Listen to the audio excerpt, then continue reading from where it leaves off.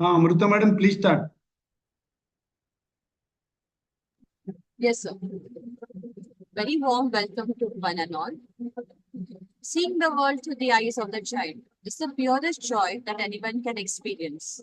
So, in our most captivating online event of Pictorial Pediatrics, organized by MahaIP, let us explore into the realms of the pediatric ophthalmology. I take the privilege to welcome our MahaIP President, Dr. Ramgopal Chejara, sir, to say a few words. Over to you, sir. Thank you, Amruta. Good evening, everyone. I welcome all and welcome to the team MahaAP. Welcome to another episode of Pictorial Pediatrics, a unique concept by our MahaAP scientific convener, Dr. Bhavesh Mithia. The name itself suggests that we are going to learn from the pictures. We have covered a lot of topic. This time we decided to cover the ophthalmological issue. So we wanted to see the eyes in the view of a pediatric ophthalmologist, and that too by pictures. So for that, I welcome Dr. Mihir Kothari. He is a pediatric ophthalmologist from Thane, my hometown. So welcome, sir. And without wasting time, Amruta, you Yes, sir. I would like to invite our MahaIP Secretary General and Central IPP member, Dr. Amal Pawar, sir, to say a few words. Thank you, Dr. Amruta. First of all, welcome Dr. Mihir Kothari, sir, pediatric ophthalmologist from Mumbai, and all the esteemed members of Maharashtra IIP office bearers, then executive board members, Dr. Mateen Sheikh, our scientific convener, Dr. Bhavesh Mithia, sir, then all the branch office bearers who have joined from all across Maharashtra, and also PG students and all delegates. So this pictorial pediatrics is a very nice concept put forth by Dr. Bhavesh sir, and I think this is 8th month of this pictorial pediatrics, and this time we have Mihir Kothari sir as an expert in pediatric ophthalmology. So everyone is very eager to listen to him. I would request at this stage Dr. Bhavesh Mithia sir to say a few words, and then we'll continue. Please, sir. I just wanted to welcome all of delegates, and we straight away start with our academic proceeding. Over to Dr. Amruta, madam. Thank you, sir. Thank you. It is a great pleasure for me to introduce today's expert, Dr. Mihir Kothari, sir. Other than being my daughter's ophthalmologist, he is a very well-known and respected pediatric ophthalmologist in the region of Thane and Mumbai. Dr. Kothari, after finishing his master's at CMC Vellore, has did his fellowship from Johns Hopkins Institute, USA, and and also from Smith Ketwell Research Institute, USA. He has 82 publications under his name and 23 research publications and 22 research awards. His innovations in smart probe for probing the hemimuscle transposition technique for paralytic squint, a diphotic therapy for amblyopia, and dynamic ophthalmoscopy for the accommodation assessment in children. He's a pioneer in atropine therapy for myopia, and he's also established the first nystagmography ocular motility binocular vision lab in 2010. So over to you, sir. Let us start the session. Thank you, sir. Over to you, Mihir Kothari, sir. Requesting everyone to put your questions in the chat box. Dr. Amruta will note down all the questions and we'll take all the questions at the end of the session. So thank you very much, Dr. Amruta, Dr. Bhavesh, and the Maharashtra Academy of Pediatricians, all dignitaries as well as the delegates.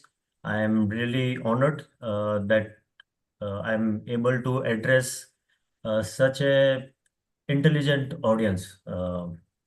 And the level of talk, I will keep it at as scientific and evidence-based level as I can.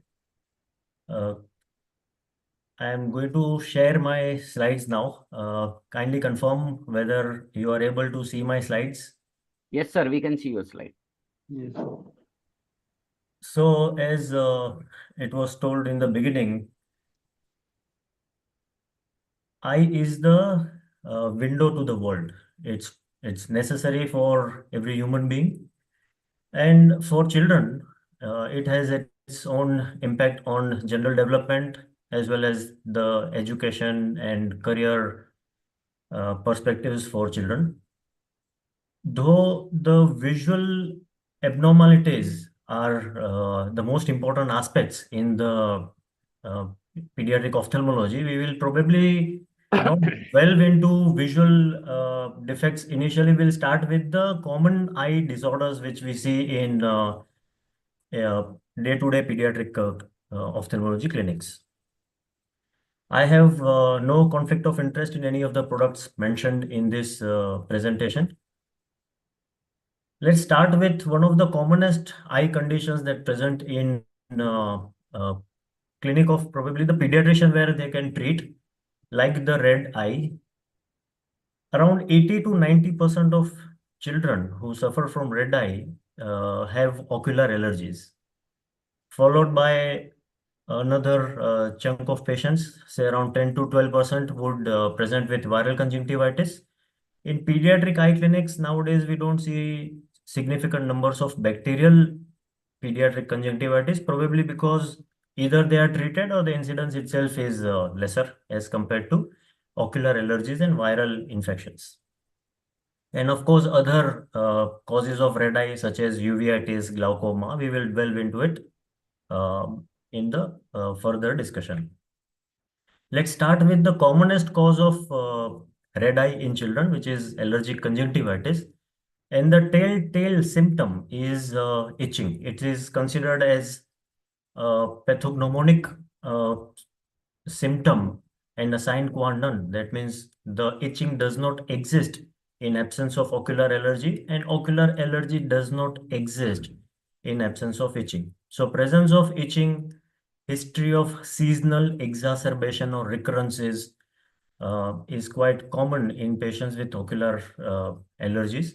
Usually they are bilateral and symmetric, and around 8 to 10% patients may have associated systemic allergies such as rhinitis or atopic dermatitis. When you will look at the eyes of such children, especially if you look at under the conjunctiva or under the eyelid conjunctiva called tarsal conjunctiva, you might see this kind of papillary lesions, mulberry-like or strawberry-like lesions. These children are at a higher risk of more severe and prolonged disease and more likelihood of corneal complications. This is called as a tarsal type of allergic conjunctivitis, versus this lower panel where you have sclerocorneal junction, which is infiltrated with white blood cells, predominantly eosinophils. These dots are called as Horner-Trantas dots.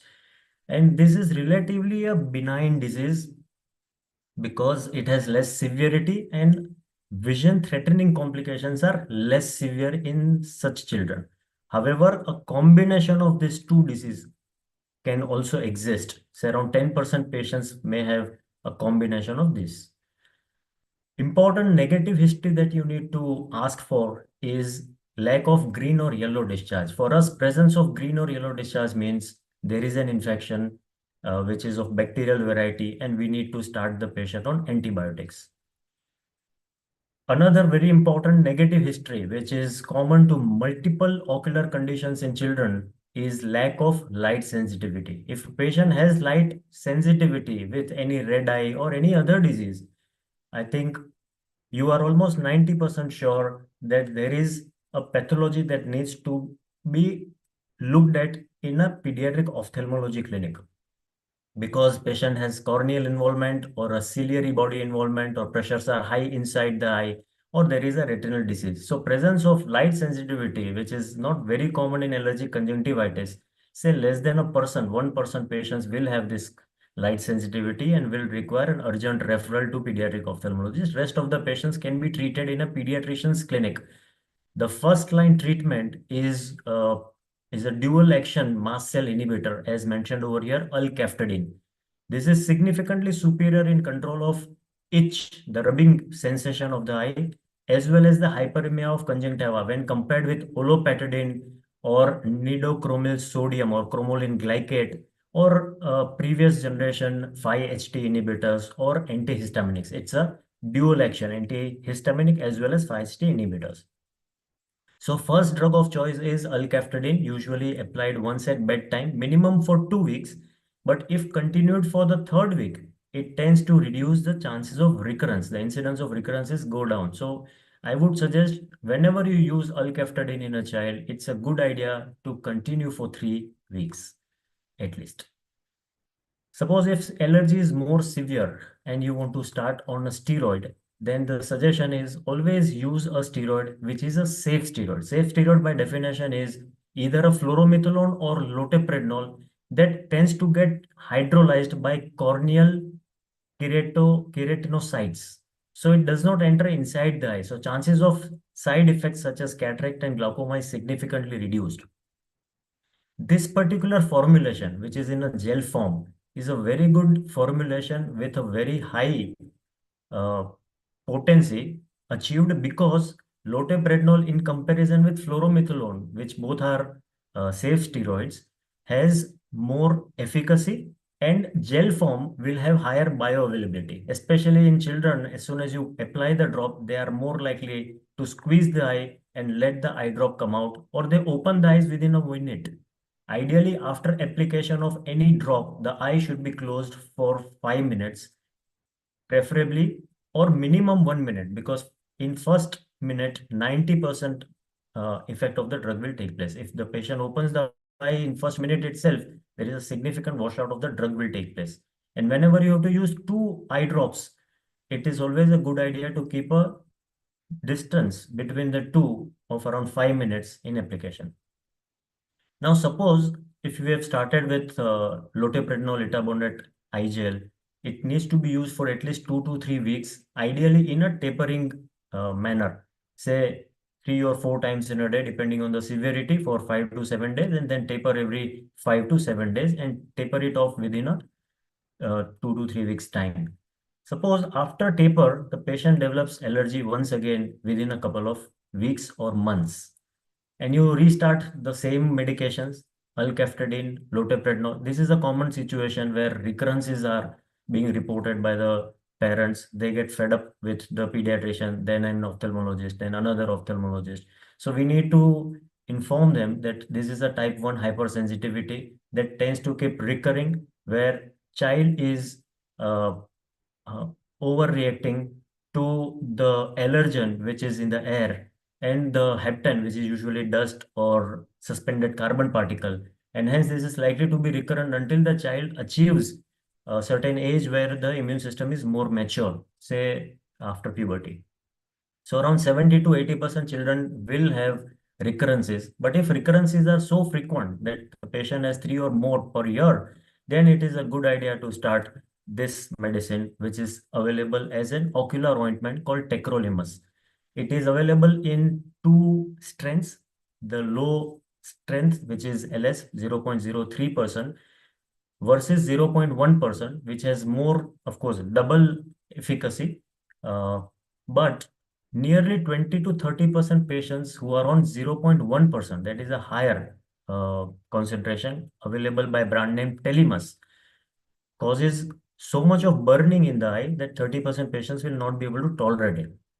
So it may be a good idea to start with 0.03%, and if still not well controlled, you may switch to 0.1%. Another important tip that I need to tell you over here is if patient has associated allergic rhinitis, then treatment of allergic rhinitis can significantly reduce the recurrences as well as severity of ocular allergies, but not the other way around. That means if you treat ocular allergy, there will be absolutely no impact on the nasal allergies. Now, is this a condition which can cause vision loss? Answer is, as you see in this patient, yes, it can. This particular child who has right now active allergy in the left eye, as you see over here, has developed 8 lines loss of vision in the right eye, which seems to be a quiet and less severely affected eye. As you see over here, this is called as corneal tomography tomographs. And in the corneal tomograph, it shows this red zone, which is called as keratoconus zone. Repeated rubbing of eyes has caused significant structural damage to the corneal tensile strength of the cornea, that has caused conicity in the cornea, and the cornea is not able to refract the light appropriately, causing loss of vision in this particular child. This is a blinding disease and highly preventable if you treat ocular allergies with adequate enthusiasm and zeal. Now, this is another condition where patient develops what is called as corneal shield ulcer. This is very common in patients who have got giant papillae under the upper tarsal conjunctiva, and they develop an epithelial defect, the corneal epithelial breakdown, and pseudomonas or staphylococcal infections are common in them. And this patient has developed pus inside the eye, which is called hypopyon, and requires admission and topical antibiotics along with steroids. Steroids are usually started sometime later. This is another condition which causes vision loss or almost blindness in children who are treated for allergic conjunctivitis. And these complications are essentially iatrogenic, steroid induced. If you don't use the previously mentioned steroids, which are called as surface steroids or safe surface steroids, SSS, like fluorometholone or loteprednol. Instead, you use higher steroids like dexamethasone, prednisolone acetate, difluprednate. Then patient is at a higher risk of developing ocular hypertension, leading them to loss of vision due to glaucoma. This is usually irreversible. Whatever vision is lost cannot come back. And very rarely, ocular allergies lead to cataract. Usually, it is a systemic steroids generally used by pediatricians and referred for our evaluation with nephrotic syndromes for chronic use of steroids or other condition where steroids are to be used for a long period. And in those patients, we see cataract. However, if you stop steroids in time, the cataract progression can also stop, very rarely reversed. Coming to a second condition, again, not very uncommon, and many times it comes in crops, like an epidemic viral conjunctivitis. How does it differentiate from allergic conjunctivitis? In 80 to 90%, it is a unilateral condition. As you see, all these photographs are unilateral. Here, the right eye, again, right eye, left eye, left eye. So unilateral, or even if it becomes a bilateral in 10 to 20%, the second eye would have less severe affection. So unilateral or asymmetric red eye, along with significant amount of watering, which could be associated with eye pain. Eye pain happens because of the associated vasculitis or hemorrhages. As you see in this particular photograph, there are some petechial hemorrhages over here. This happens because of vasculitis. Another complication of vasculitis induced by the viruses is formation of this kind of a membrane. These are called pseudomembranes. It is mainly made up of dead conjunctival epithelial cells and mucus. In the past, we used to remove this with the glass rod and apply the eye ointment. Nowadays, we don't remove it. We just prepare acetylcysteine eye drops, which tends to melt this kind of membranes. Now, because a significant pathology in viral conjunctivitis is vasculitis, we would prefer to use dexamethasone or even higher steroids rather than using fluorometholone or loteprednol, which are both suspension type of steroids that tends to cause a lot of grittiness and irritation in such conditions. So we would prefer to ask the patient to maintain a good lid and hand hygiene, because this could be highly contagious. The child should be in quarantine, ideally should avoid going to the public places or the school classrooms for 2 to 3 weeks. And when you use dexamethasone, the only negative impact that happens is the viral shedding tends to continue for additional 1 week. So it has a negative epidemiological consequences, but it tends to reduce the duration of the symptoms, signs, as well as reduce chances of formation of such kind of membranes and associated scarring without causing any significant increase in the corneal complications associated with viral conjunctivitis. When would you know that the patient's cornea is getting involved and you need to refer the patient? Again, coming back to the same symptom, which is light sensitivity, which is seen in around 10%, less than 10%, 8 to 10% patients who develop acute viral conjunctivitis. Of course, some of these patients also have systemic viral involvement such as pharyngoconjunctival fever. They may have rhinitis. They may have uh, pharyngoglandular fever, epidemic keratoconjunctivitis, depending on which type of virus and what strain has affected them. One other question that is asked to us is, do the child has to wear black spectacle? Does it prevent? Does eye-to-eye contact lead to transfer of the virus? Of course not. And is there any way you can prevent this from going to other family members or close contacts of the patient? And answer is yes, maintain very good lid and hand hygiene. But there are no drops which can be started proactively. There are trials on interleukins and growth factors to figure out whether it can prevent the other eye involvement or the transfer, and they were not found to be useful. Coming to other cause of red eye, especially popular among children less than 1 month, called ophthalmia neonatorum. As you see over here, this particular frame shows child has a greenish, yellowish discharge over here. And when you pull the lid, you can see some discharge coming from here also. This particular child has got bacterial infection in the cul-de-sac. Conjunctival congestion is there on the tarsal conjunctiva, bulbar conjunctiva is paired, and lid edema is minimal or most absent. So such kind of situation is common in patients who have bacterial conjunctivitis. You should always look for the mucus and accumulation in the canthal area where the caruncle is and where there are a lot of mucus glands.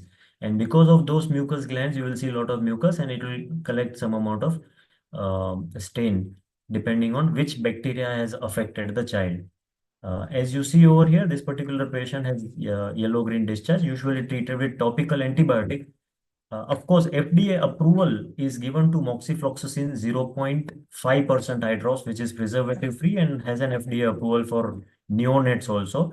Available as eye drops, but in our community, there is a lot of resistance seen among the bacteria for this drug, and hence we tend to use tobramycin, which is an aminoglycoside, does not have any systemic absorption, and hence usually given 4 to 6 times in a day for first day or second 2 days.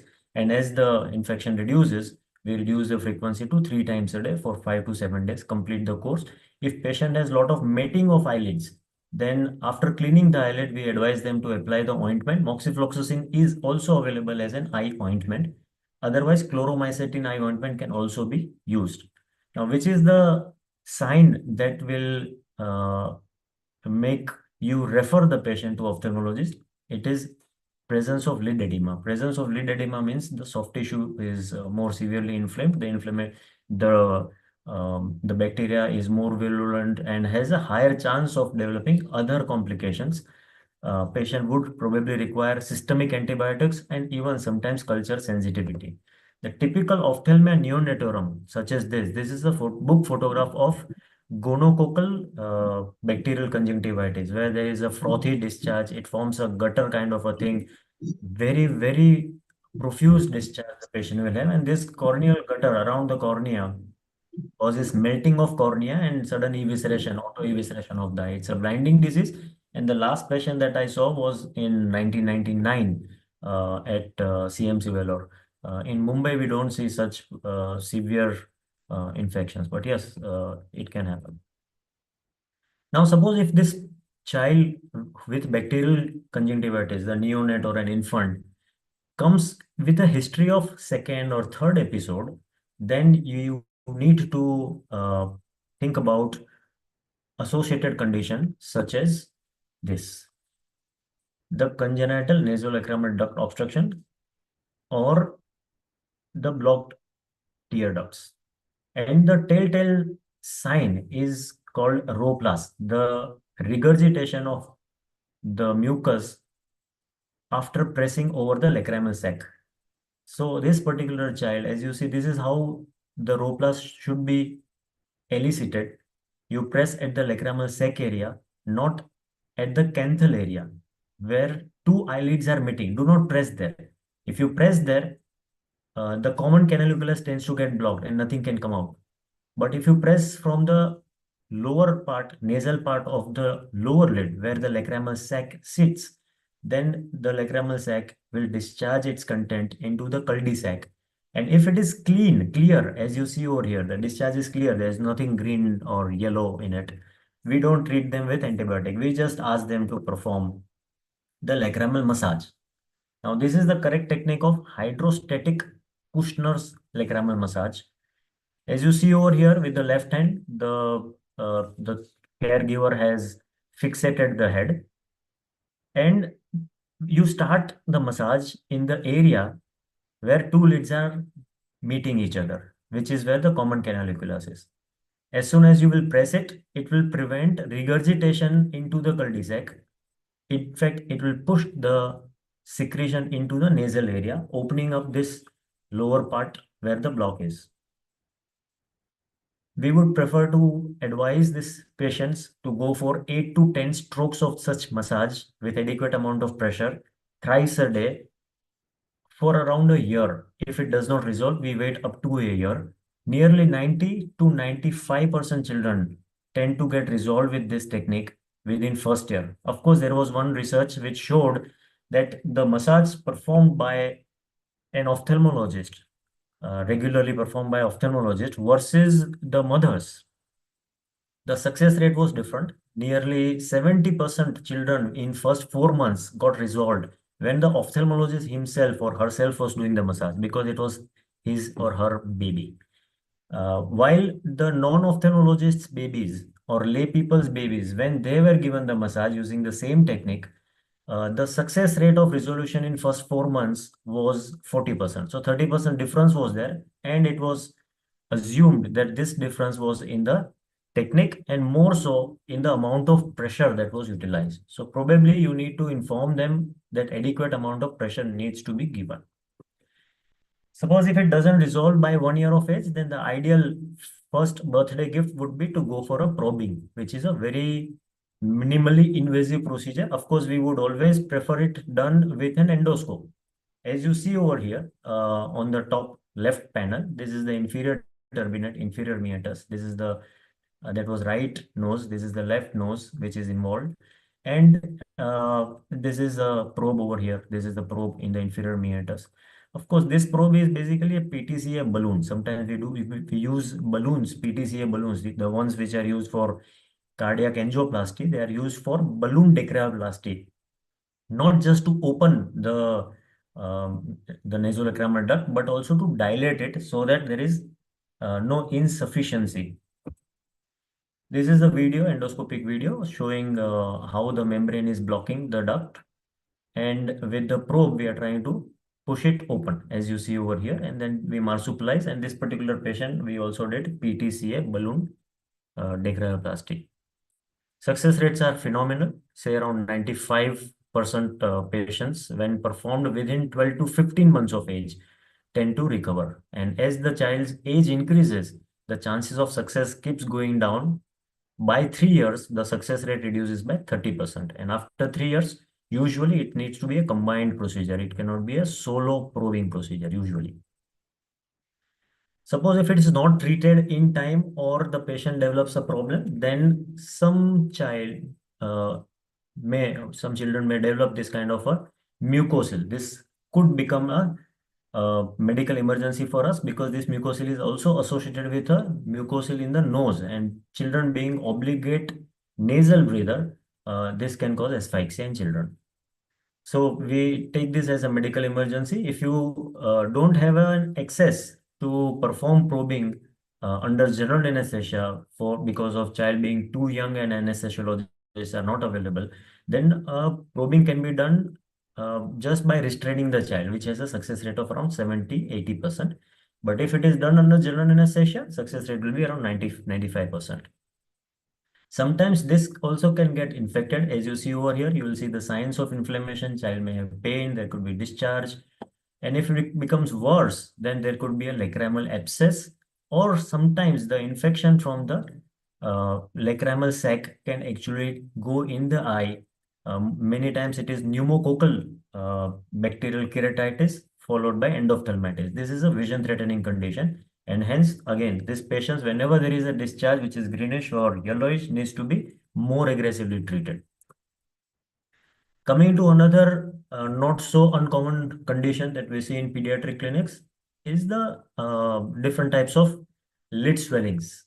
Starting from this particular one, you will see the root of the eyelash is discharging the pus over here. There is some amount of pus accumulated underneath that.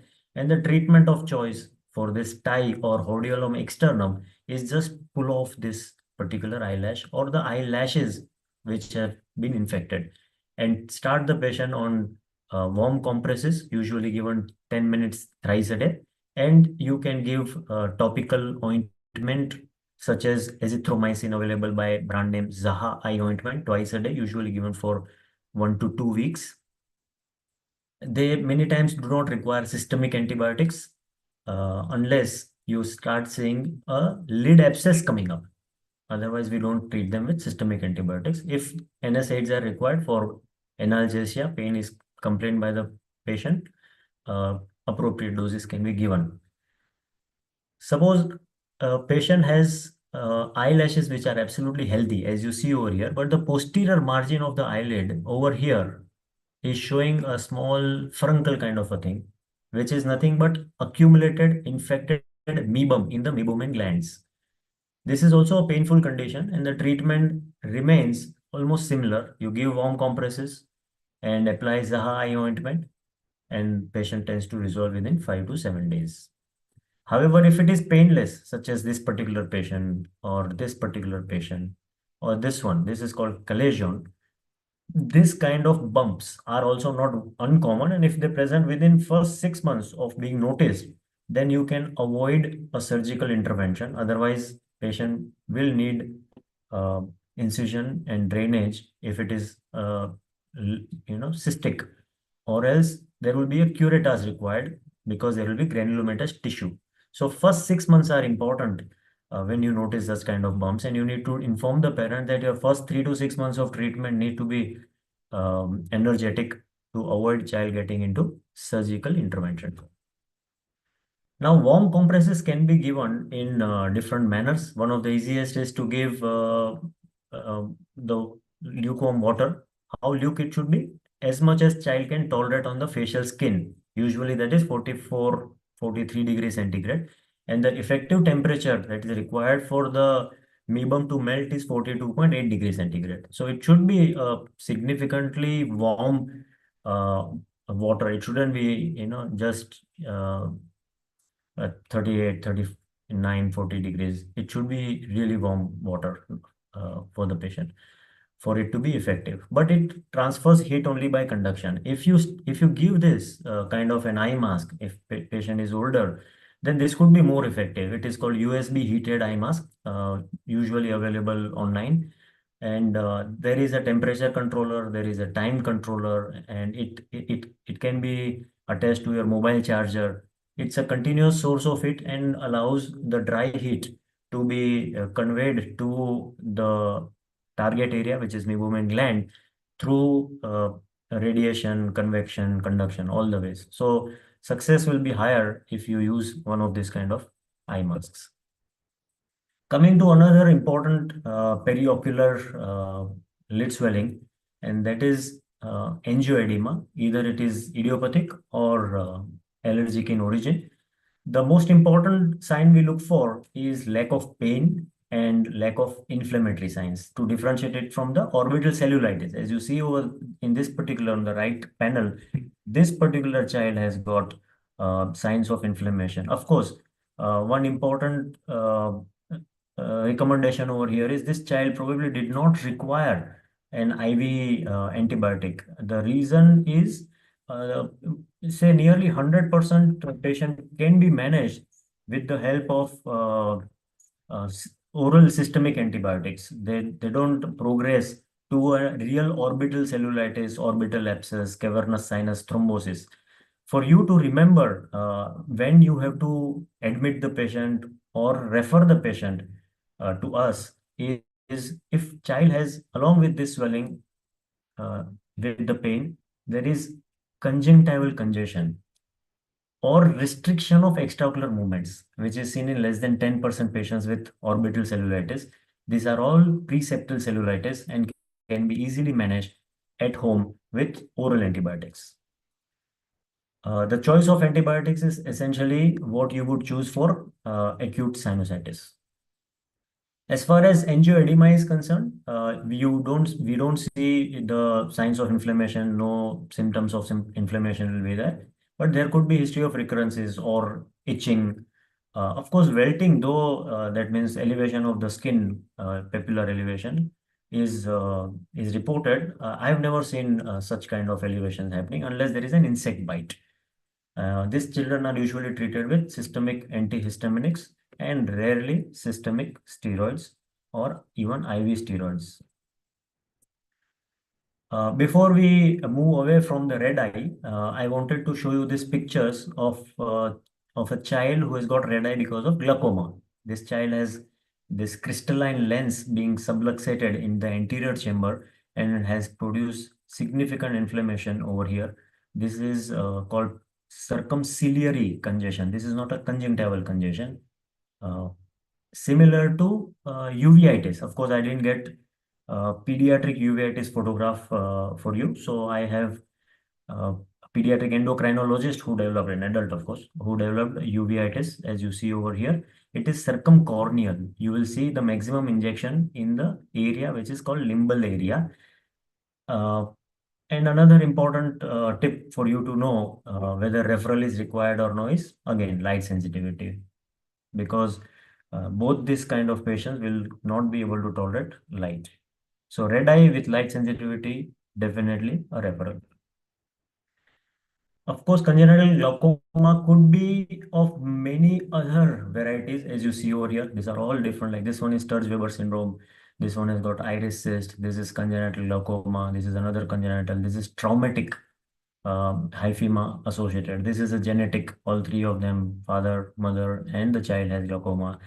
This is another child with cataract and glaucoma.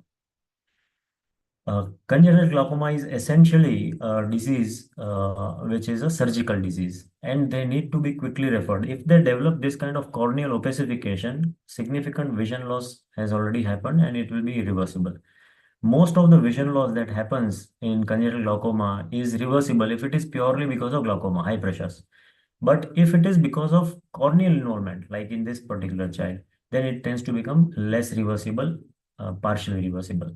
So before they develop this kind of corneal opacity, you need to know that you need to refer the patient. And what will make you find it to be an urgent referral is, again, light sensitivity. It's a triad, of course, megalocornea with epiphora and light sensitivity. But many times megalocornea can happen as an isolated abnormality without glaucoma. You might like to refer them, but if it takes little time, it is okay. But if patient also has light sensitivity, again, the same symptom must make you refer the patient at the earliest. Of course, with outcomes such as this in this particular child, vision can be restored to near normal. Other few situations where you might see corneal opacity in children can be remembered by this mnemonic called STUMPed. The S stands for sclerocornea, as you see over here. The cornea has become more like a sclera, which is a white tissue around the clear cornea. So it is a scleralized cornea. These children need keratoprosthesis, extremely challenging surgery for young children, and outcomes are quite disappointing. But still, if both the eyes are involved, then at 1 month of age, child needs to be referred to the cornea specialist for specialized management. The T stands for something which you need to remember very well, and that is forceps delivery trauma. As you see over this particular child, because the left occipital anterior position is more common and the posterior forceps is placed first, most of our patients who have forceps delivery related trauma in the eye, they present with the right eye involvement. It's a unilateral condition, and they have this kind of corneal edema, which is quite localized. And when they heal, usually we give them hypersol 5% or 6% associated with anti-glaucoma medication to reduce the eye pressure to recover faster. But the amount of vision loss that take place in them is very high because of severe astigmatism to the tune of 8-10 diopters that they suffer from. So they need to be referred ASAP, sooner the better.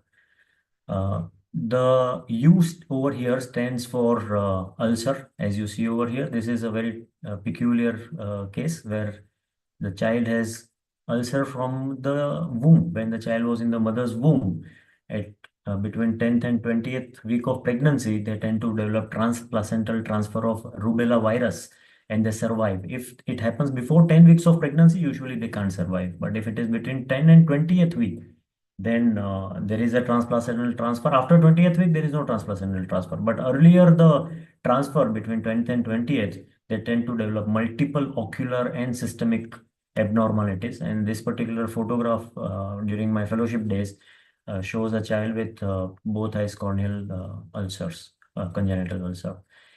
M stands for mucopolysaccharidosis, MP, and then other lipid storage diseases. So patients with mucopoly or mucolipy should be referred for ocular evaluation, like Hunter's syndrome, Hurler's syndrome. Hunters usually don't get any involvement, but Hurler's and Sanfilippo's, they do. Then you have Peters abnormality. This is a sporadic abnormality, and they also, when if referred in time, we go ahead and do an optical iridoplasty or iridectomy, or sometimes just the dilating drops are given so that there is a window of the pupil through which window in the iris where the in the eye which allows the adequate amount of light to go in the eye and a pattern to be formed on the retina to avoid amblyopia.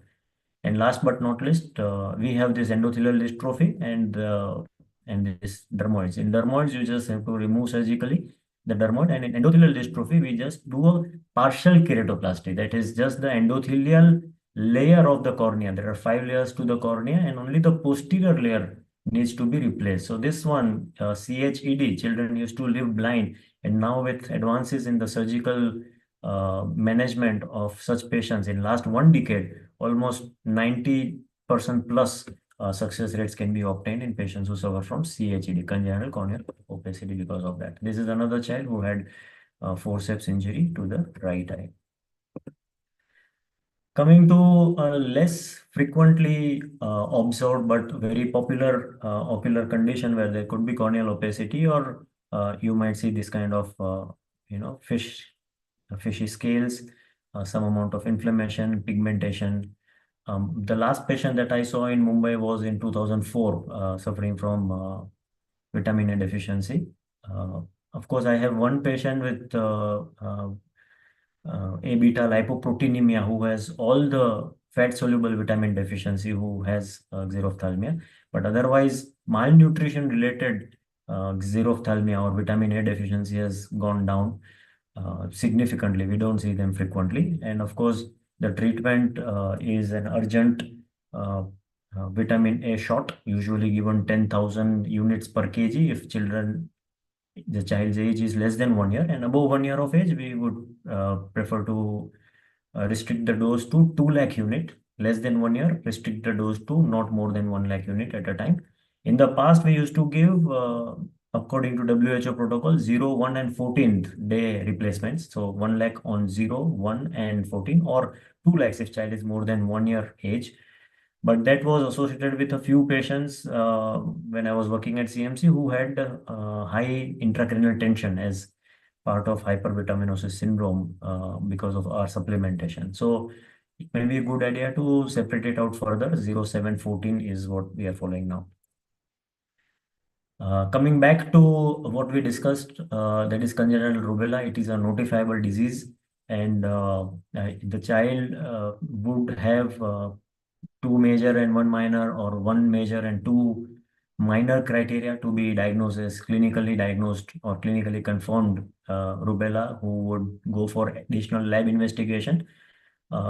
In terms of eyes, if there is microcornea or bilateral cataract, typically nuclear, or glaucoma, that constitutes a minor sign. But if 2 two or more things happen together, cataract with glaucoma or microcornea or microphthalmos with cataract or micro with glaucoma, which is the rarest combination in ocular rubella, this becomes a major criteria. If it is associated with any other major criteria such as patent ductus arteriosus or bilateral congenital sensory neural hearing loss, microcephaly, or other systemic minor criteria like exaggerated physiological jaundice or pathological jaundice, hepatosplenomegaly at birth, or a family history, the mother's history of developing rubella during pregnancy, then these children need to be sent for lab investigation, and the parent should be informed that these children should not be given in the hands of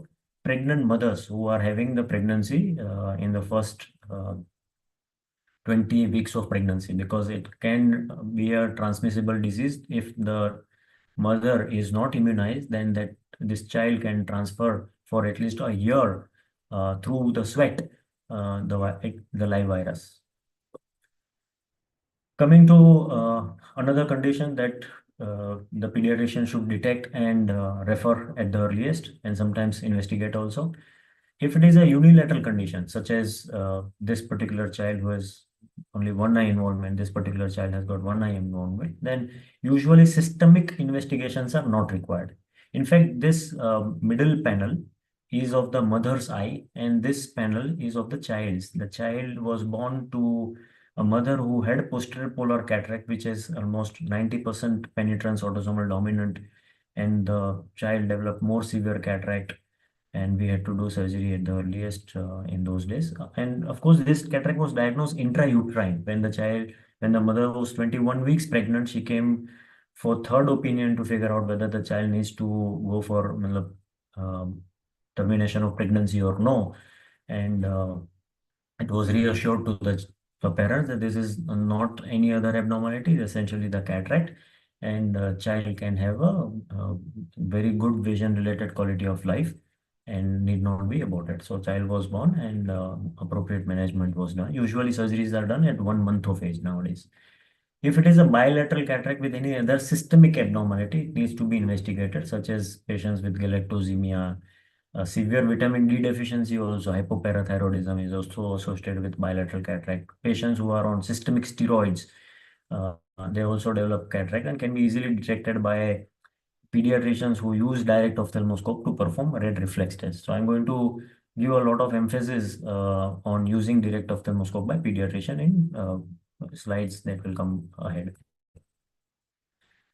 Down syndrome is another important and probably the commonest genetic defect that we see in our clinics associated with cataract, and many other abnormalities such as severe MGDs, Meibomian gland dysfunction with chalasia, recurrent chalasia, blepharitis, nasolacrimal duct obstruction, and of course cataract. But there are certain morphologies of cataract which tell us what kind of systemic abnormality the patient might have. Like if it is a teardrop cataract, then we will say, oh, okay, probably this is galactosemia. If it is a rider's cataract, like a spoke wheel of a cycle, then we say this patient probably will have hypoparathyroidism, or this particular child, there are blue dots inside the cataractous opacity. That is called blue dot cataract, which is indicative of Down's syndrome. Sometimes this kind of white opacity is seen in patients who have small eye in only one eye, which can be mistaken for a cataract. But this is not a cataract. This is a child who has got some, as you see in this CT MRI scan, some amount of tissue in the vitreous cavity in the small eye. This is persistent hyperplastic vitreous. This is a hyperplastic vitreous, and the prognosis for vision is extremely poor for such children. These children need to be referred because they develop glaucoma and severe eye pain. So we treat them with anti-glaucoma medications. Another important situation which you just can't afford to miss, and unfortunately, we keep seeing this repeatedly. We do get extremely saddened. Last year also, in April, I had one child who had bilateral retinoblastoma, a 7-month-old child, and the white reflex was seen at a very early age, first month of life, and was not referred. This is an unfortunate event. The child died in 3 months' time. We tried to do everything, chemo and whatever ocular therapies can be given, but we couldn't save the child's life. This particular child also is stage E retinoblastoma. Coming for the second opinion, first opinion was given by an ophthalmologist who referred the child for pediatric ophthalmic opinion. He thought it was cataract, but this is not a cataract. This is a retinoblastoma. You see the size of the eyeball has also become big, suggesting that this is a stage E or enucleating type of retinoblastoma. If you don't enucleate, the child might lose the life. So we cannot save the eye, we cannot save the vision, but we probably can save the life in this patient. Nearly 90% lives can be saved in this situation. This is another situation where you have a red reflex, which is not red. This is white reflex.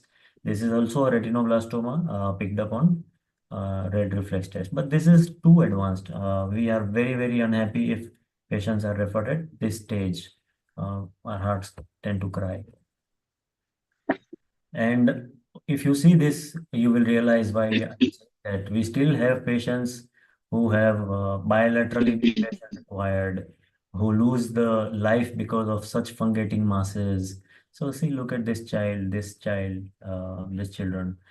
They all were missed on red reflex test. I think red reflex test should be an absolute compulsion in the pediatrics clinic. I think in America, it is a compulsory evaluation. So I would definitely request all of you to buy a direct ophthalmoscope and start doing the red reflex test. I'll talk about it again later. Now coming to something that interests pediatricians a lot, again, medico-legally a very important condition. And unfortunately, in my last blind school screening, which was more than a decade back, I found 20% children in the school of Mumbai, 4 schools I did. Children were having a retinopathy of prematurity as the cause of their blindness, and they were in the blind school. Very unfortunate, completely preventable, treatable condition, which was missed out because of multiple reasons. But it is medico-legally also a very important condition that need not be missed. This is a child who has posterior pole disease. As you see, there are dilated and tortuous. These are veins and these are arteries over there. This can be picked up even in the most remote places in our country or anywhere.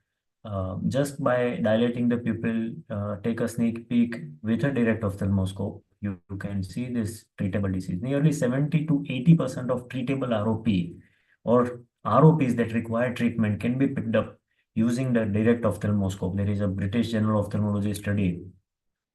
And in places where ophthalmologists are not available, I would suggest learn direct ophthalmoscopy for neonates, premature children. This is another child who has posterior ROP, can be easily picked up with a direct ophthalmoscope also. So all of us follow these guidelines, operational guidelines of from IGO 2020 and endorsed by IAP 2022, where children below 34 weeks or birth weight less than 2,000 grams or with other risk factors such as poor administration of supplemental oxygen, poor monitoring, lot of ups and downs during NICU stay, especially sepsis or poor weight gain after birth. They are at a high risk of developing ROP, and lower the gestational age, lower the birth weight, more the turbulence in NICU, higher chances and more severe the disease is likely to be. Right now, the guideline is called Roshni ke 30 din, that is 30th day screening, but children who are born below 28 weeks or before 28 weeks or below 1200 grams need to be seen earlier because they develop more severe and earlier ROP and need to be looked at an earlier stage.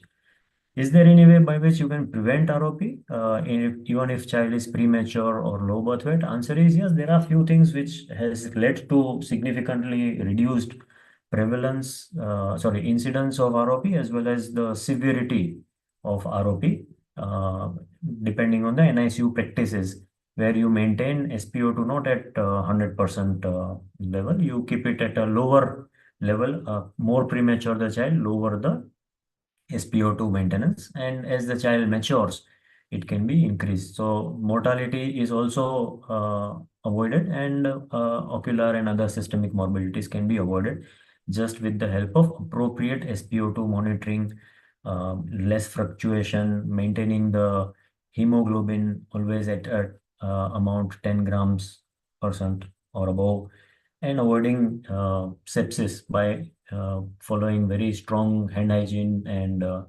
other practices in NICU.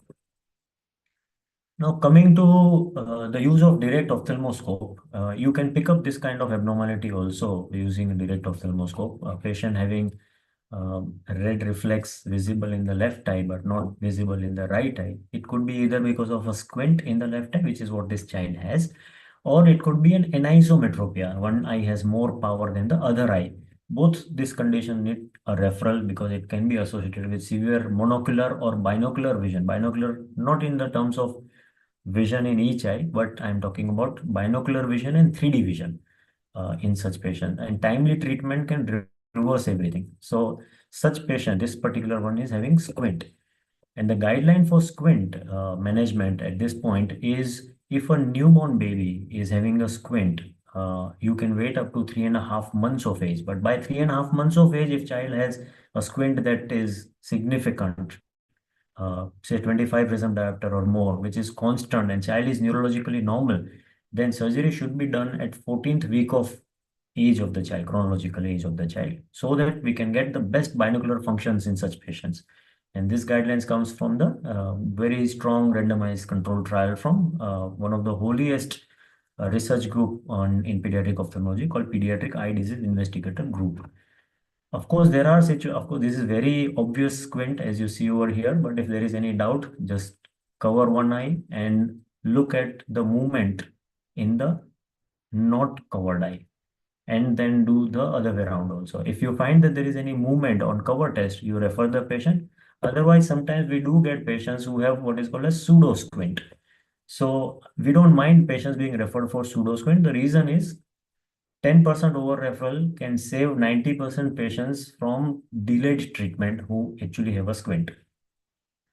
One way to figure out whether the child has squint or no is true squint or pseudo squint is use your ophthalmoscope to make sure child doesn't have this kind of a picture. One eye is having a glow. This is called Bruckner test or red reflex test. Or if you have a doubt that there is an extra fold of skin over here, just pinch test. Just pinch the skin and you will see the child's squint disappears, or pinch from the sides for ureblefron and the squint disappears. So if pinch test is negative, you may not refer the patient, but in general, we would prefer whenever there is a doubt, it's better to refer. Another abnormality that requires referral and sometimes there can be mishap on wrong surgery, and orthopedic surgery is done in a patient who has ocular defect, who have abnormal head posture, like this particular, the first panel left over here, is having a head tilt and came for a second opinion, whether it requires surgery or physiotherapy, or there is an eye problem, was being scheduled for orthopedic procedure. Just take the head in opposite direction. So for any torticollis, whether it is eye related or no, the first thing that we wish you do is do a contralateral head tilt or head turn. Just take the head in exactly opposite direction. So you tilt and you say that that patient is having a squint. To avoid the squint, the patient was keeping a head in a particular manner. This is another child who turns the face to the left side. You make the head straight, you realize left eye is squinting. The chin down posture, this particular child, when looks down, has a squint, so she avoids looking down. She always keeps her chin down. And the last panel, as you see over here, the eye is outside. She always keeps the head up. So chin up posture. So just take the head in opposite direction. You might see that child has a squint. Or you can do a test called as patch test. In this particular child, you put the patch and there is no correction of head posture. If there is a correction of head posture just by putting the patch on one eye, you are sure that it is an ocular condition. You need a referral to a pediatric ophthalmologist. This particular child did not, and hence, as you see, there was a very tight sternocleidomastoid which required a surgical intervention. Sometimes head posture can be because of the nystagmus. This particular child, when you turn the head in opposite direction, the eye starts shaking more and more vigorously as the eye moves in the opposite direction. This is a congenital nystagmus, or nowadays called infantile nystagmus syndrome, because it is not from birth. It happens at 4 months of life usually. So there is a null point, and these patients tend to have a very good outcome when referred for a surgical intervention. Nystagmus can be precarious sometimes, like in this particular child. There is a head tilt, there is a head nodding, which is called head nystagmus, or oscillations or titubations. And when you look carefully at the eye, you will see some amount of shaky eyes, nystagmus, which is asymmetric, more in the left eye than the right eye. This is a very typical condition called spasmus nutans syndrome, and could be associated with glioma or other posterior fossa tumor, and needs a referral for a radiological investigation. This is called spasmus nutans syndrome. Of course, this is a condition. This is a slide which I'm showing to show you how well this can be corrected. You can see a squint and nystagmus. This is an adult patient. Of course, the onset of squint as well as nystagmus was from very young age, before 1 year of age. And after the surgery, in the lower panel, you can see the squint is very well corrected. This is just a day after the surgery, this redness around the eye because of surgical intervention. We did 6 muscle surgery, but there is a huge amount of improvement in the nystagmus squint. And this patient had a restoration of binocular vision, 3D vision, and vision also improved. So nystagmus, you are referring not just for neurological evaluation, but also because interventions are associated with significant improvement in visual functions. This is another condition that requires a quick referral. Not all patients who have ptosis require an immediate intervention or referral. If pupil is blocked more than 50% daytime, then they need to be referred. This child also does not have any posture which is compensatory and allowing the patient to look with the left eye. So this is going to develop very severe amblyopia in the left eye. So this child had a surgery done, and after surgery, we had to also give glasses, because 20% children with ptosis like this, because of constant pressure from the upper lid, they develop astigmatism and amblyopia in that eye. So vision loss in ptosis could be not just because of ptosis, but also because of the refractive error that they develop. So coming now to refractive errors, one of the commonest ocular abnormalities with which patients present to our clinics. This particular photograph I have kept to show the type of the frame and the fitting of the frame. This is one of the best fitted frames for children less than 3 years of age, where wearing spectacle, getting a properly fitting frames are very difficult. What is required is we need to give them a middle bridge, circular or oval eye wire, a single piece frame. There are no joints. This is a flexible plastic, and there is a headband behind, which can hold the spectacle. They don't have very well developed nasal bridge, so it needs to be fixed. Now, how a pediatrician can help us in management of refractive error is, number one, of course, red reflex test. This particular red reflex test is showing in the right. In this patient, there is a myopia, inferior crescent over here. In this particular one, there is an astigmatism that needs to be referred for. And we have published our technique of red reflex test for assessment of refractive errors in children by pediatrician. This is published in American Academy of Pediatric Ophthalmology. Also, we had one thesis at Jupiter Hospital Pediatric Department also with a pediatric resident. So it is a very effective test in the hands of pediatricians also. We had, in fact, a pediatric ophthalmology fellow and a pediatric resident doing the same test, matched with my findings. And we found both of them had a very good sensitivity, specificity, and predictive values in excess of 90%. So, it's a quick learning, and after around 10 or 20 patients, you have 90% plus yield in your predictive values. Second thing that you can do is put a vision chart in your clinic. In fact, we would recommend that one wall of your clinic should be designated as a vision wall. That means any walk-in, walk-out patient or even their parents can check their vision at a stipulated distance. If it is a young child, one can use a symbol chart, or one can use a alphabet chart or thumb sign chart. There are many charts available. We prefer this LIA symbol chart because it is friendly with very young children, 1, 2 years, 3 years also. Sometimes they can tell us. So 3 to 6 years also can be included. Otherwise, above 6 years, this is effective. So there are cutoff values also marked over here at different ages, and the patient need to be referred if they can't see with one eye or both eyes. Another way by which pediatricians can help us reduce the burden of refractive error is giving some awareness to their patients on lifestyle modification, reduce screen time, and a significant amount of outdoor daylight physical activity. All three keywords are important. Outdoor, it should be daylight, and it should be a physical activity. If done together, all three together, then it is quite effective, say around 50% reduction in the new myopia, new onset incidence of myopia or progression of myopia can take place just with lifestyle modification. And those, despite of the treatment, who have a progression of myopia, then it is in our domain to treat them with low dose atropine. It could be 0.01% or recently approved, not yet commercialized, 0.05% atropine drops. And a specialized spectacle, as you see over here, they have this kind of rings in it that tends to reduce the progression. In our population, we found around 88% slowdown in progression of myopia. Why do we need to arrest the progression? We can definitely get rid of glasses anyways after 18 or 20 years of age. Even if it is a very high myopia, as much as -40, we have operated and got rid of glasses. But once the myopia goes beyond 6 diopter, the patient has a high likelihood of developing blinding condition. In fact, 200 times increased risk of retinal detachment, a significantly increased risk of myopic maculopathy, age-related macular degeneration, glaucoma, early cataract.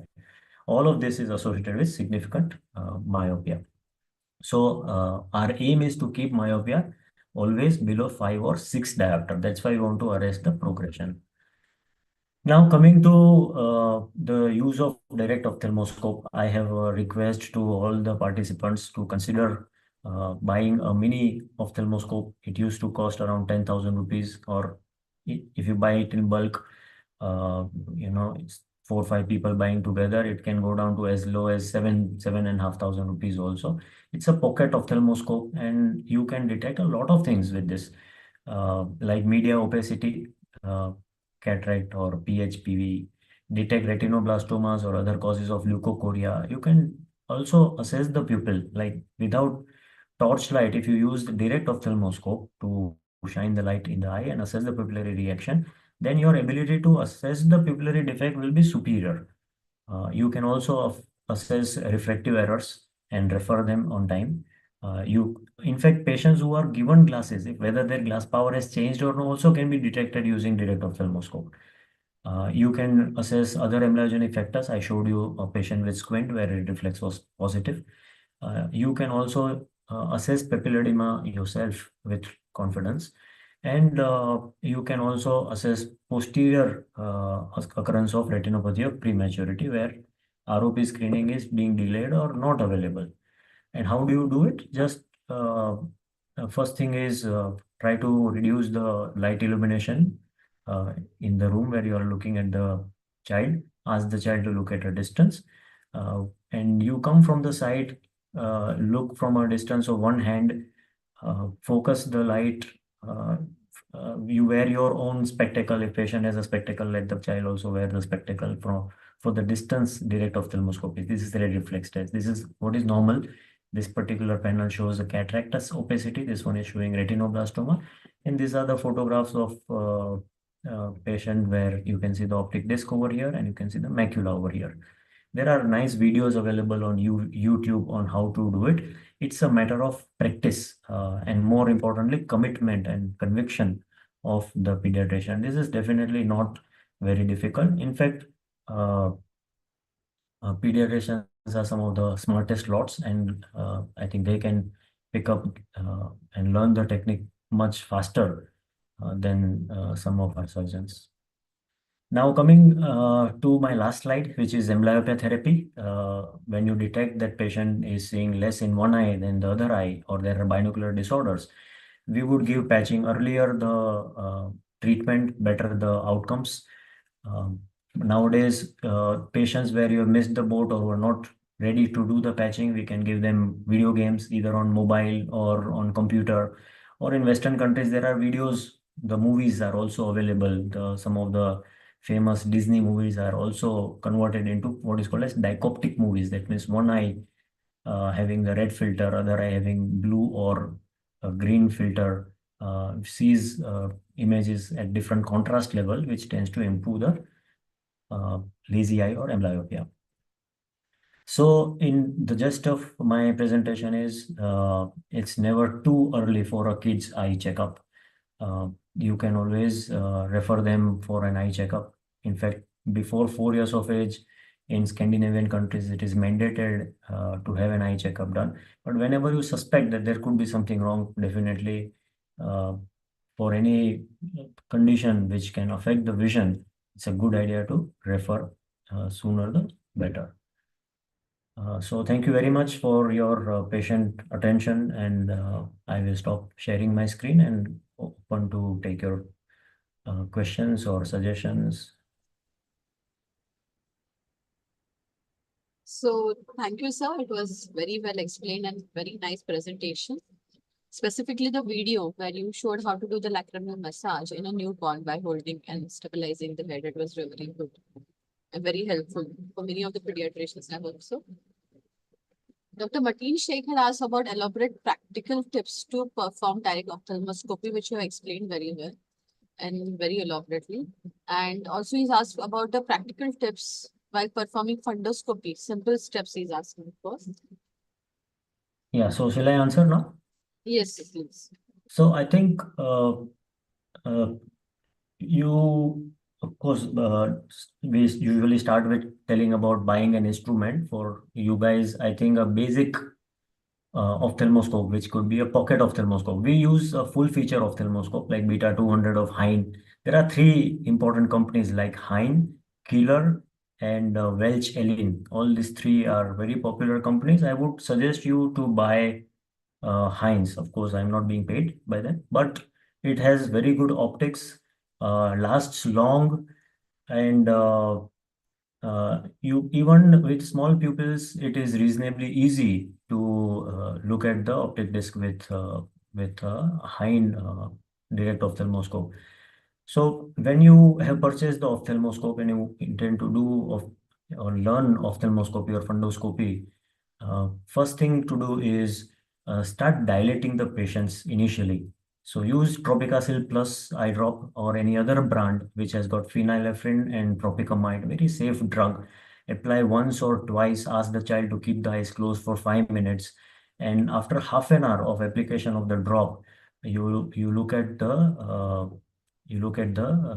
fundus by switching off the light or reducing the light. Generally, we don't like to switch off completely because there are some kids who feel that, some special procedure is going to be done on, or some unknown thing is going to happen to them. And they might have had the past memories which have traumatized them in pediatrician's clinic. So maybe you just reduce the light illumination while keep talking to them, or ask the parent to hold a mobile screen with a video of the child's choice. Child keeps looking at that video. We have found it to be very calming to the child, so we allow them to do that. And then from the side, say 45-degree. So child is looking at the screen and you are 45-degree away from there. You start shining the light.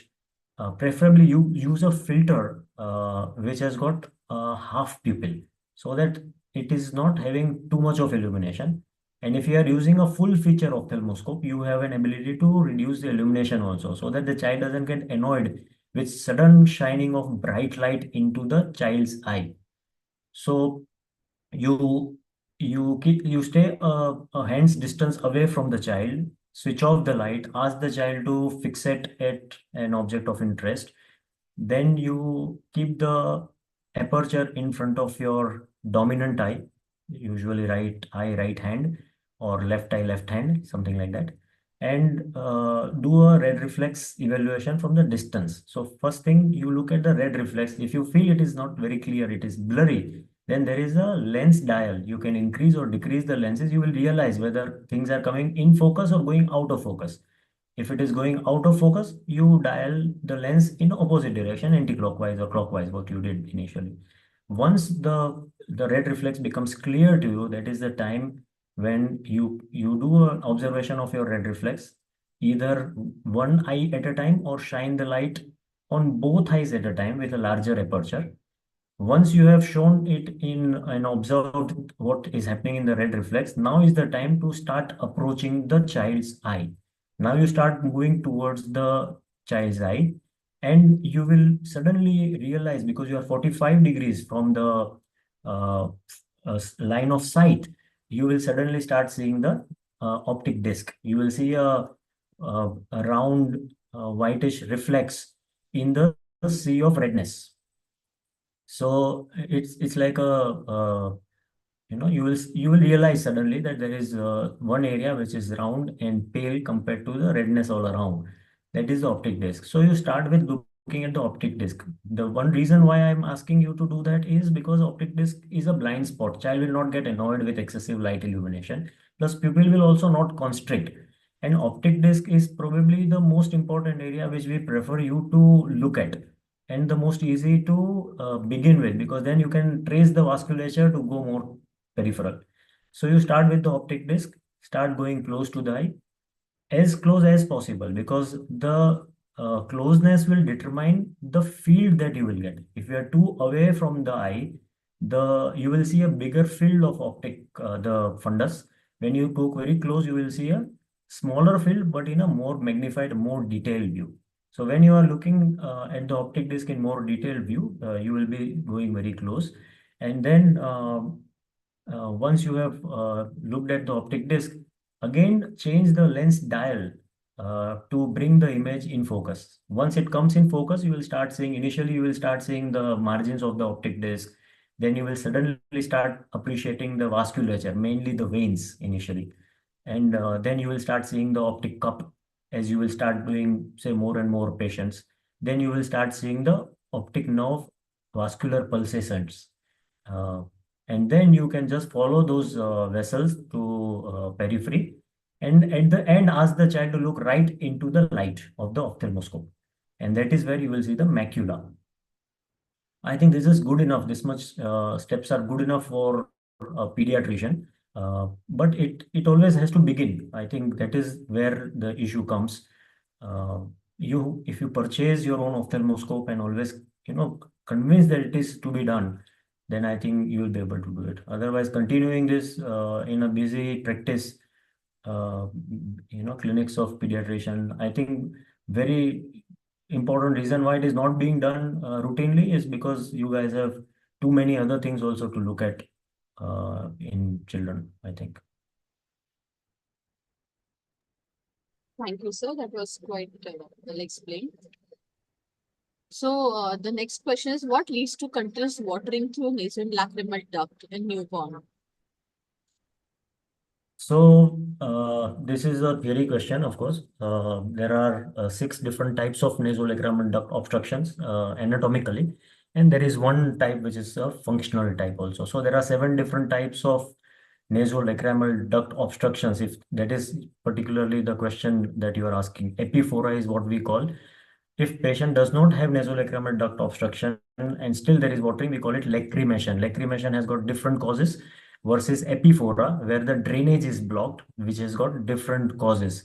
The most common cause that you need to remember is, say, 90%, 95% patients, that is what the cause is, and that is lack of opening of a membrane at the lower end of the nasolacrimal duct. It is supposed to have had an apoptosis and would have opened in around 20% patients when they are in the womb. In rest of the patients, children who have it open, like all of us, none of us probably had nasolacrimal duct obstruction at birth. When we were passed through the birth canal, or as soon as we were born, or the suckling, when that happened, breastfeeding, These three situations are associated with significant turbulence in the nasal cavity that tends to open the thin membrane. So a lot of nasolacrimal membranes are there in a newborn, but they tend to get opened up on its own during the process of birthing or immediately after that. They don't require a treatment. So that's the pathology in most patients.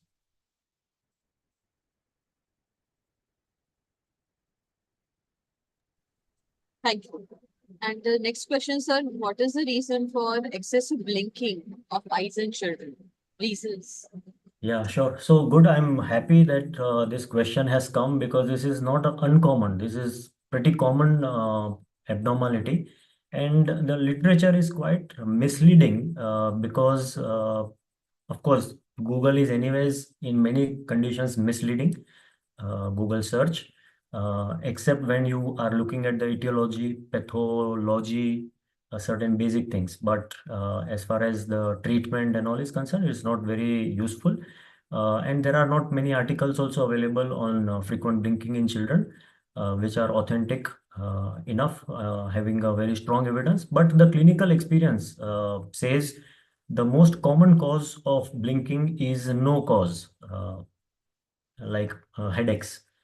90% of headaches are idiopathic, like that 90% of blinking in children is also no cause, or you can say it is a mind which is playing on the patient rather than the ocular pathology. The ocular pathologies which are associated with blinking are dry eyes, which is extremely uncommon in children unless they have meibomian gland dysfunction or chalazion, which I showed you, or they have ocular allergies that can also cause blinking, but should also have associated signs of ocular pathology. Or else it could be a movement disorder, such as ocular tic or blepharospasms, or Gillespie syndrome. They eventually develop such kind of tic disorder. Very, very uncommon.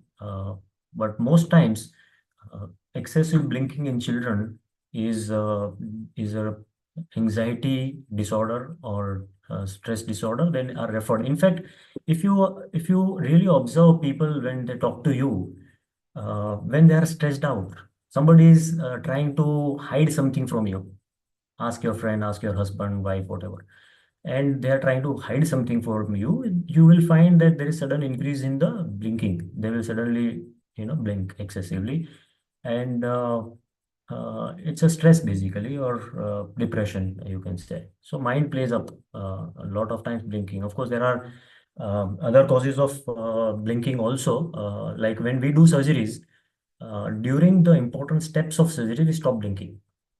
And then as soon as we have finished our important step of surgery, for example, if I'm doing a cataract surgery and I'm removing the nucleus from the cataractous eye, then during nucleus removal, my eyes will stop blinking. And then as soon as I have completed the step, I will have excessive blinking. This is called as compensatory blinking. So sometimes children may also have compensatory blinking after a long or prolonged screen usage. So it could be because of that also, excessive use of screen. Following that, they can have excessive blinking.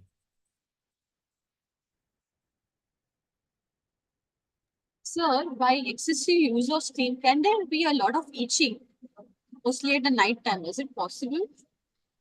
So itching in general is considered as a sine qua non or pathognomonic of ocular allergy.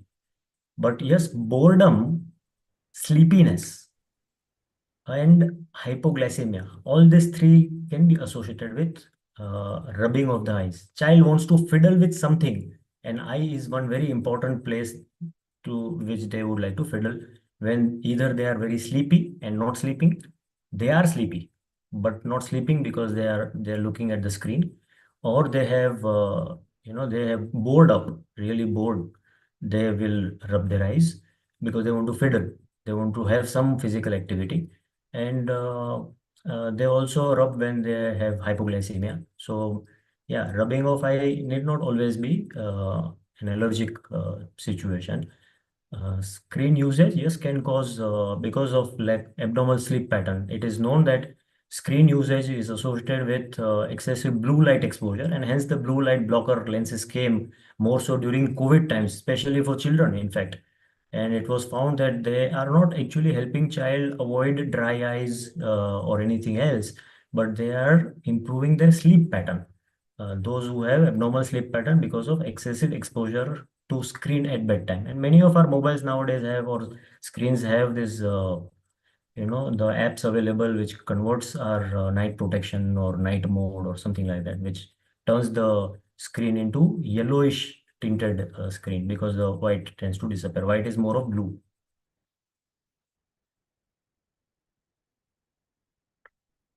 That was very helpful, sir.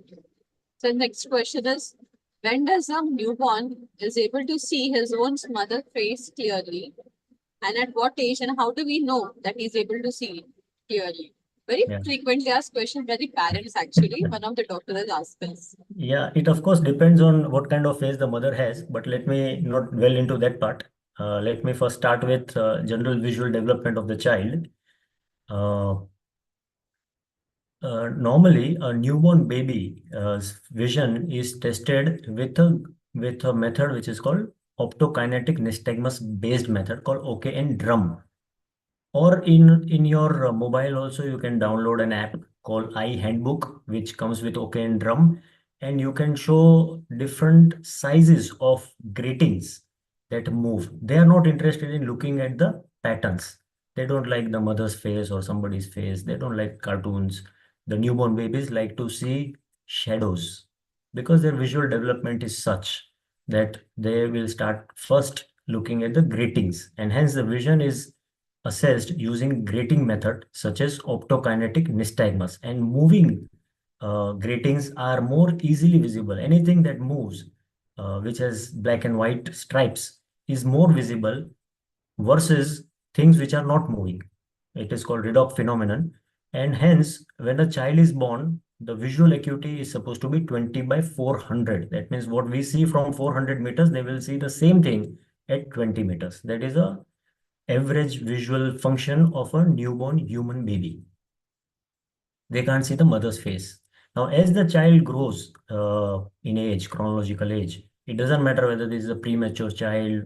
For us, the chronological age is what matters in visual development. Even sometimes parents ask, "एक महीना पहले हुआ है तो थोड़ा सा blade चलेगा क्या?" Answer is no. By 3.5 to 4 months, when the child is already exposed to the light and patterns and forms and the colors and the movements, they tend to develop visual fixation by 3.5 months of age. For us, upper limit is 6 months, but average is 3.5 to 4 months. The child should develop accommodation. The child should develop ability to resolve, resolution activity. They should also have binocular system, 3D vision, and color perception and motion detection developed by 3.5 to 4 months of age. These are different visual functions that would develop by that time. So before 6 months and by 3.5 months, 6 months is the upper limit. We then investigate them for cerebral visual impairment. And at 3.5 months, if it has not developed, we start considering delayed visual maturation. Of course, it also depends on what amount of contrast is there on the parent's face. Like a father having a French beard and a big mustache is more easily visible for the child than the mother who has no bindi, no lipstick, no earrings, short hairs, So the amount of contrast also determines what level of interaction the child can have with the face of the mother. If they are really keen that the child starts looking at them, smiling at them, then ask them to make up.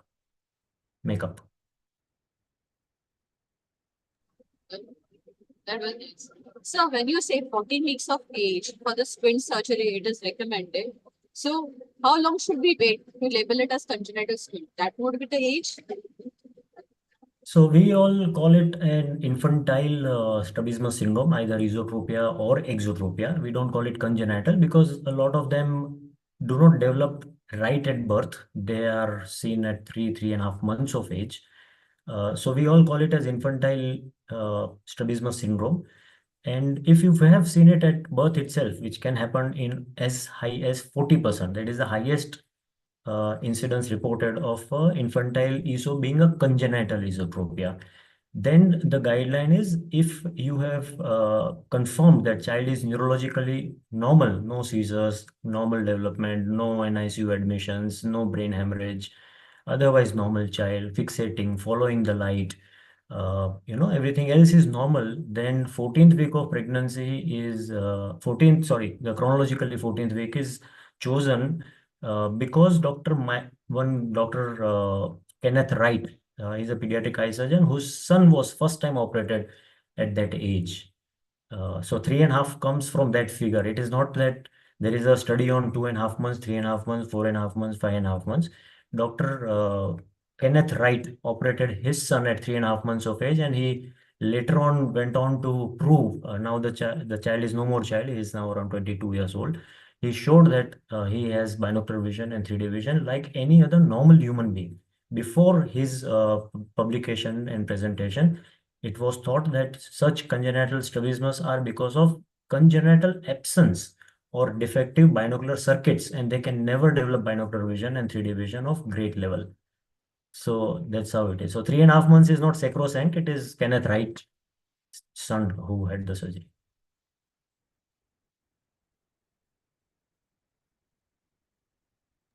Dr. Amrita, you are muted. So how does a healthy lifestyle improve myopic vision? So there are two aspects to it. One is you of course cannot improve on the vision as such. You are trying to either reduce the progression of myopia, or you are trying to avoid myopia in the sibling who is at a high risk, or parents whose child is at a high risk, or generally also you want to avoid myopia in your children. Then there are only two things which are known to have a level 1 evidence available, and that is the trial called role of outdoor activity in myopia evaluation. ROME trial. It's an Australian trial where outdoor daylight physical activity in combination of all these three together. You can't ask the child to sit in the balcony or next to a window and say, oh, this is a good exposure to the bright light. In fact, the child has to go out and play in daylight, and that is associated with significant reduction in progression of myopia. Of course, a surrogate to this risk factor is screen time, because screen time tends to eat away the outdoor daylight physical activity. It's not on its own found to be a very strong predictor of myopia progression. There was like during COVID-19, everything was online. Children were not going out. Everybody thought that it is online classes that is causing them to have increased incidence of myopia and progression, which we have seen, and all over the world it was reported, starting from China. And it was basically the screen which was eating away their outdoor daylight physical activities. So I think if you really want to focus on lifestyle changes, then always focus on outdoor daylight physical activity. Encourage that. Thank you, sir. That has answered most of the questions. And the last one was, does this development of social smile not tell us about the normal vision? I think that you already answered. Yeah. Amrita, can I? Yes, sir, please. Yes, Kothari sir. Yes, Can sir. you just tell me what are the long-term side effects of prolonged screen time? The children who are chronically using or on nowadays we even see, maybe Dr. Samir Dalwai is there, he can tell, even for the eating food, the children, they just see the YouTube and then they have a food. So what are the long-term side effects? So I can only talk about the eyes. Of course, there are so many side effects of I am talking about the eyes. yeah. So there are, of course, too many side effects, but let's restrict ourselves to the eyes. Uh, Actually, in 2009, I'm going a little back in time. First time we were asked to do a trial to find out the effect of the side effect rather of excessive screen exposure. In fact, we were offered good amount of money because there was a plasma TV which was being launched at that time, and a company, German company, wanted us to prove that their TV was superior to the cathode ray tube TVs. LEDs were not available in those times.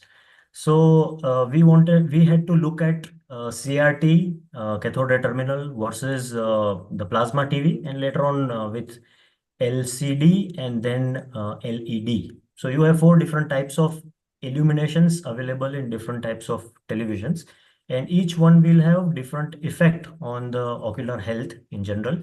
However, so far, except one negative impact, nothing else has been proven. We pediatric eye surgeons, the group of pediatric eye surgeons, 63 of us, had one special session during COVID, only deliberating how to prevent screen-related damage to the eye, and we felt that the only 100% proven abnormality that happens with screen usage was the sleep disturbances, which was associated with the blue light exposure. Of course, I have reviewed few articles for journals where the authors have claimed that the patient developed excessive blinking, like Dr. Amruta was asking. Patients have developed dry eyes, itching, but there is not very strong evidence that these things happen. In fact, in 1982, there was a meeting of consumer electronics from all over the world in US. That was the first convention where they looked at the different types of light exposures causing eye problems in children and adults also.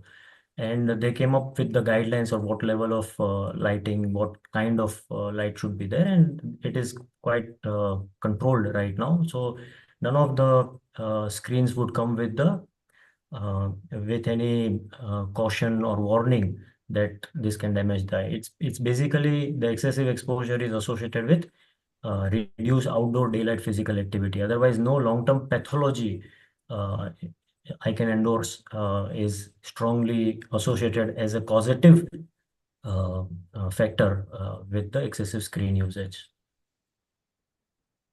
Thank you, sir. Thank you, sir.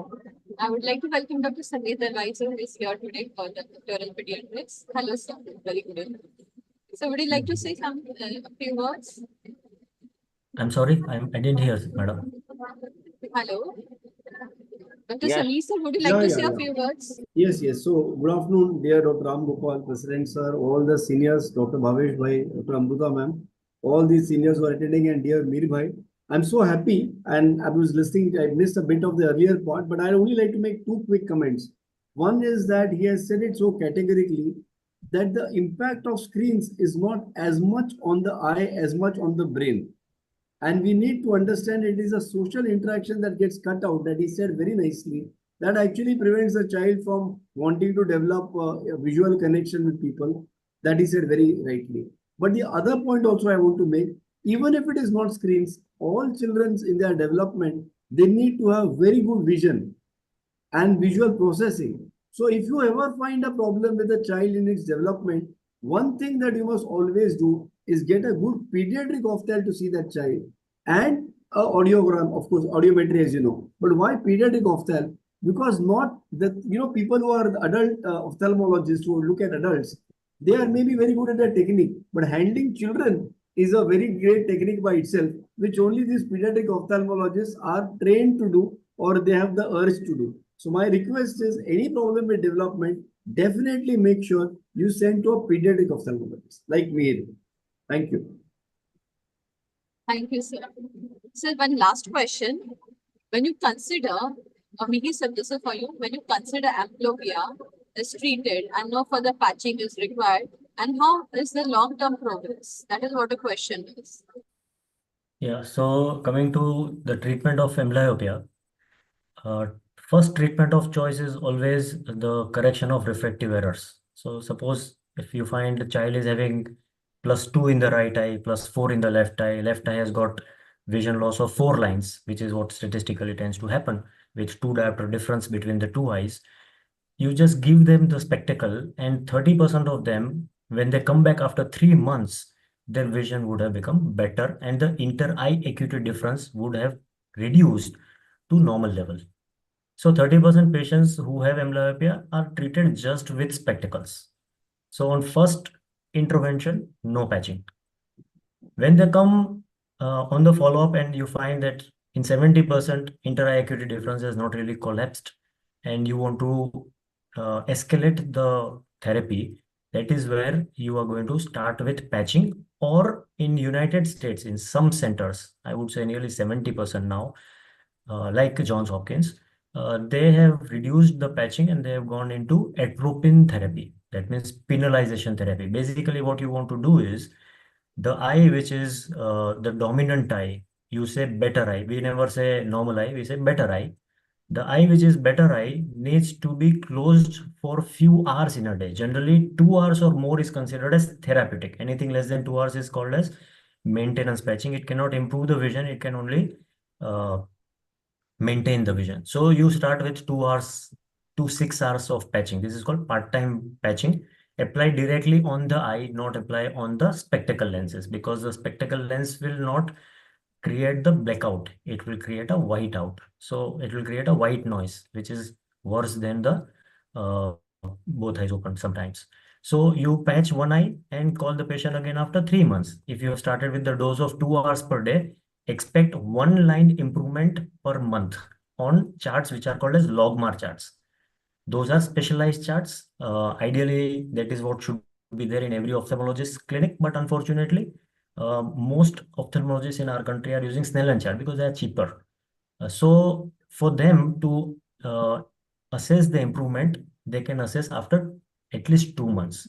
So general guideline is call after 3 months. So whichever chart you are using, you will be able to pick up the improvement in 3 months time. Say 70% out of those 70% who were left out, 60% improved, 10% did not. Then you increase the patching dose from 2 hours to 6 hours. With that additional 25% patients will have improvement in the vision with patching. And generally patching tends to give a therapeutic outcome of one line improvement per month approx. It depends on the amount of amblyopia at the time of presentation, type of amblyopia also. But you can generalize in an audience such as yours. Say one line improvement per month. If it is not happening, if it is happening at a slower pace, also you can increase the patching. And if that is not working, because child is non-compliant, as many as 50%, 45 to 50% patients may not be compliant with patching. And hence, in such patients, you may switch to pharmacological penalization with 1% atropine. So, for example, this patient who had +2 in the right eye, +4 in the left eye, he's just not ready to do patching and his vision is not improving just with glasses. Then you start atropine 1% eye drop in the right eye, the better eye, once at night on weekends, American weekends, Friday and Saturday. And you get the same outcome as you will get with patching therapy. So compliance issue is taken care of. You blur the vision for the near for that eye, and you can expect almost the same success rate at 4 months. Only thing is improvement is going to be slow with atropine versus patching. These are all statistics coming from Pediatric Eye Disease Investigator Group, very systematically looked at these aspects. So in 3 to 4 months time, you expect improvement in the vision. If nothing works, then next best thing to do is binocular exercises, either on mobile or on the desktop, laptop. Just ask the child to wear red and green goggles and play the video game. There are interactive video games. One of the best in our country is called Binox. And if that doesn't work, then unfortunately we don't have any evidence-based therapy after that. That was nice, sir. Thank you so much. Bhavesh, sir, would you like to say a few words? Since we have a Dr. Veer as well as Dr. Samir both on panel currently, you can help us understand, because this is a question by many families, that what else they can do as a young child's stimulation of a vision. There are many cards and charts available for young babies' interaction with the parents. And just throw lights on that, like the chart with the black and white cards, and then there are stripes, and then there are some dots and different types of games and charts available for young. Okay.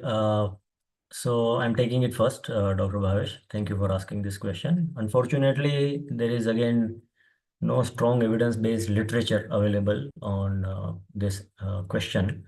Uh, Whatever comes from a lady called Leah, the chart which I just showed, Leah charts, Leah symbol chart, and she has developed certain methods, which is what is being followed all over the world. And Dr. Gordon Dutton in UK, he has done a lot of work on cerebral visual impairment and management of dorsal stream dysfunctions, ventral stream dysfunctions, so forth and so on. There are newer investigators also available who are also working on it, but there is no strong evidence of which chart is better, how much does it work. We have in our clinics protocols where we, for patients who have cerebral visual impairment, when we go for vision stimulation therapy, our first intervention is always control seizure first. For us, most important thing is control the seizure. If seizure is not well controlled, whatever we do is not going to become better. In fact, if we are treating and there is an episode of seizure, things tend to go back where we started from.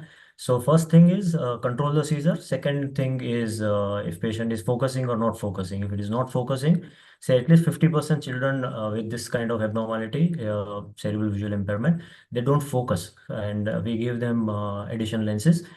Once that is given, the next level is, it depends on the grade of the CVI, vision grading. Say it is called a behavioral grading system, in which grade 0 means practically no visual defect, you can say, and grade 4 is where they have probably no perception, or there is complete visual inattention. Sometimes they may have visual perception, like you remember Munna Bhai MBBS, that Bengali guy who was, आँख में जाता है रोशनी लेकिन उसके दिमाग तक नहीं पहुंचता, something like that. So there could be visual inattention, maybe his or she is in some other faculty. So visual inattention or lack of vision itself, we would then start with the light perception. That means just show them bright lights, provided it is not inducing the seizures. So sudden showing of light in darkness is what we start with. And then once that is done, this perception, just the light perception, we then try to introduce some movements in the light, either move the light from one side to the other side. Patient has some direction to it. Or there are blinkers where there is temporal association of light, summation of light, which is going to be done. So we then give blinking lights to the child. That will be followed by the introduction of colors to the child. So we are right now working only with the light. No patterns have been introduced so far. So once that is done, next thing that we do is we introduce the patterns. The introduction of pattern is always in gratings. We always prefer gratings because that is easy for the child to appreciate. So gratings studies have come from optokinetic nystagmus studies, where when you move the child, because of redox phenomenon, they tend to see things better. It is called statokinetic dissociation. They have better appreciation of moving targets, which have gratings. So I would suggest introduce gratings at that level and reduce the size of the gratings to stimulate the vision. Initially, you may start with larger gratings, then you start with smaller gratings, and the gratings then can be converted into circular design. Again, they are gratings only. Usually we start with square wave gratings. Square wave is complete white, complete black, complete white, complete black, followed by sine wave grating, where you have a thing of grayness also in it. So the white merges into black through a phase of grayness in it. So sine wave grating is introduced. And then you have later on addition of other patterns where you start giving them forms. Simple pictures like a duck or a house, or some simple pictures which are visible, not felt. If they have a good sensory system, then you may have things which are embossed, so they can feel it also. In fact, functional MRI studies have shown that children who are completely blind, either as an acquired blindness or as a congenital blindness, when they tend to feel the shape, even if you're feeling it, it's the visual cortex that tend to light up on functional MRI, not just the sensory cortex responsible for feeling it. So we prefer to introduce other sensory aspects like auditory aspects to visual stimulus, touch aspect, olfactory aspect. So that is sensory integration. So that is how we tend to escalate vision stimulation. This is my understanding about it, but occupational therapist, each one of them will have their own way of doing it.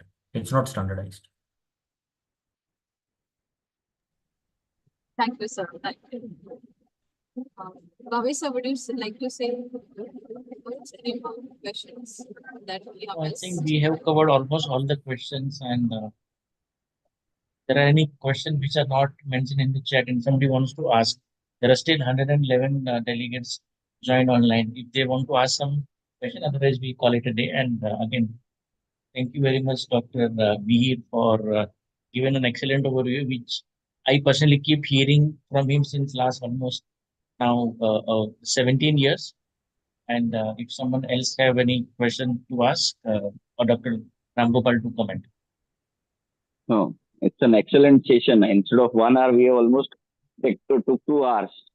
So I think thank you, Dr. Mir, to clarify everything. Pleasure. Thank you very much for inviting me. Amol, you want to say anything, or we can? Yeah, no. I was just putting the messages and some pictures for MahaEP groups. There are almost 4,500 members who have joined our official MahaEP group. So it was a very wonderful session. I was also catching this session in between.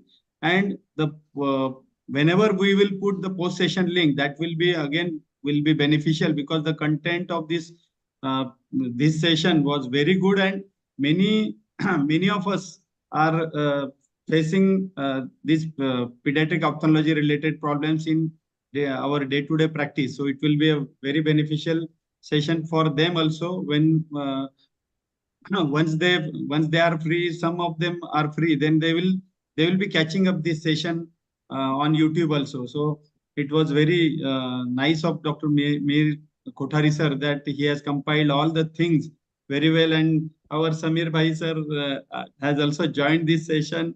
So it was icing on cake for MahaEP, and as always, Bhavesh sir has chosen Mir sir, and he has accepted our invitation. So that was very good. Thank you, Mir sir. And also Matin, in spite of his health problems, he has joined, and still he is there. So it was so nice of Matin also. Thank you. Thank you, sir. I hope the questions were well answered. Even Mateen sir, you said he was not well, but still he had a lot of active questions he was asking, actively participating. So thank you, sir.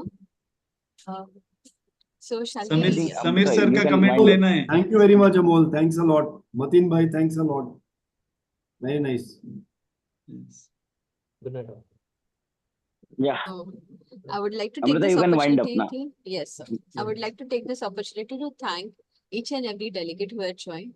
I would like to thank Dr. Mir Kothari sir for the wonderful session and such elaborate discussion.